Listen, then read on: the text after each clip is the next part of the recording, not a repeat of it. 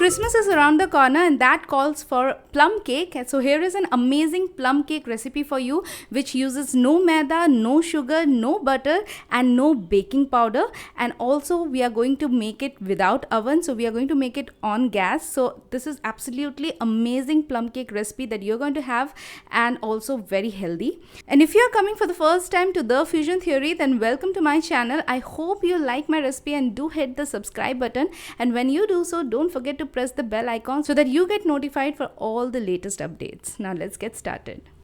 So in a bowl, I'm going to take jaggery, half a cup. I have pounded the jaggery. Into it, I'm going to add apple juice, half a cup.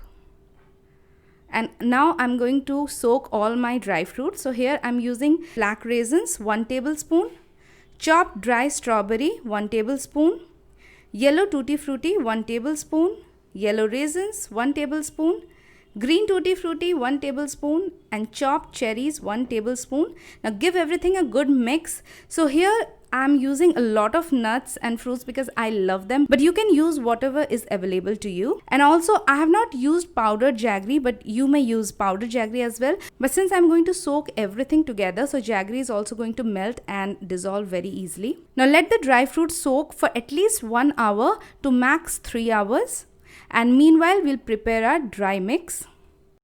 So into another bowl I'm going to add whole wheat flour, 1.5 cup. Baking soda, 1 teaspoon. Cinnamon powder, half teaspoon. Now sieve everything together. Now I really like the combination of cinnamon and apple and it goes very well with vanilla. But if you want the typical plum cake flavor, then you may use nutmeg and cardamom as well. You can use half teaspoon of nutmeg and cardamom respectively.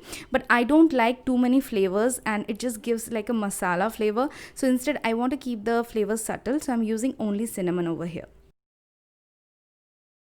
Now our nuts have been soaking for 3 hours. So everything is nicely dissolved and has absorbed all the goodness of the juice. Now I'm just going to give it a quick mix.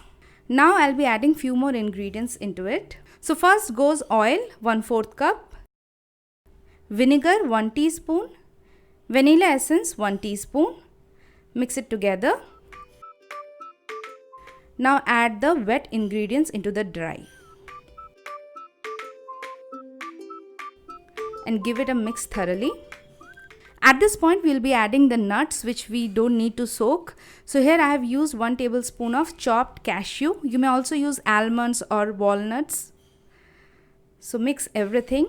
Now since we are using whole wheat flour, it will absorb the moisture and make the batter little thick. So if you find the batter little thick, then you may add 2 to 3 tablespoons of apple juice.